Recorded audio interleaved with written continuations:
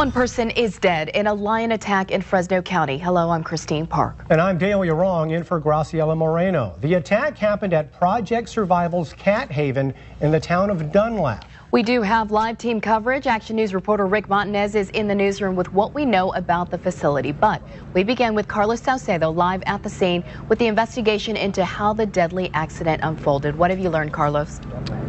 Well, Christine and Dale, as you can see behind me, the front gates to the park are closed this hour, just as they were closed this morning when the attack first happened. Now, officials have just confirmed that a female volunteer intern was attacked and killed by a lion inside its enclosure. Now, that intern has not been identified at this hour, but we're told was attacked by a male African lion. Now, this is a picture of the lion named Couscous. Park officials tell me he was 4 years old and was raised by the handlers here since he was 8 weeks old. Once sheriff deputies arrived on scene, they had to put down the cat. Now we have dispatch radio when the initial call came in to the sheriff's office, followed by the call when the animal was put down. Animal is contained to enclosure, patient in the enclosure. The lion has been taken care of. Now, officials don't know what spurred the attack. They say the park was closed today and only 2 employees were inside at the time. Now, sheriff's deputies are working concurrently with the California Department of Fish and Game on this investigation. They say the park has an annual permitting agreement with their agency. We come in, we inspect it with our officers, our wildlife officers, and if they do not pass the inspection, they do not operate. At this time, they have an active permit that was okayed by our department. Officials tell me this was a rare attack because of the safety requirements in place. At this point, they think the employee must have gotten too close to the animal, which probably spurred the attack. Now, back here live, we had just spoken with the owner of this cat haven, and coming up on Action News live at 5, you'll hear directly from him. And that's the very latest from here. Reporting live, Carlos Salcedo, ABC 30 Action News.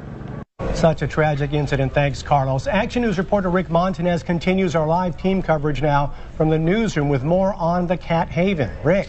Dale, Project Survival's Cat Haven has been around since 1993, and since then, it's been run by founder Dale Anderson. The facility is in the foothills about 45 miles east of Fresno, and according to Cat Haven's website, there are about 24 cats being housed there right now. Including in that are 2 lions, 1 male and 1 female. And again, officials say the male lion, Couscous, is the one who attacked and killed that female volunteer intern today.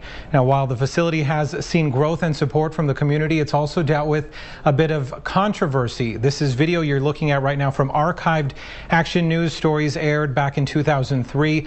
A few years before that, Anderson faced issues with compliance over whether his property fell under preservation land.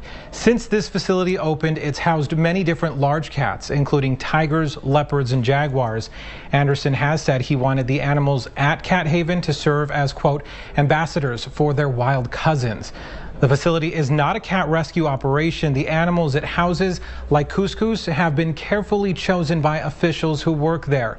Cat Haven's website says when it was open, the public never actually made contact with any of the animals housed there. And again, Cat Haven was closed to the public when the deadly attack happened earlier today. From the newsroom, I'm Rick Montanez, ABC 30 Action News. Thanks, Rick. Again, a female volunteer, an intern, is dead after an attack inside a lion cage today at the Cat Haven in Dunlap. We will continue to follow this breaking news story and bring you any updates on the later editions of Action News as well as online at abc30.com.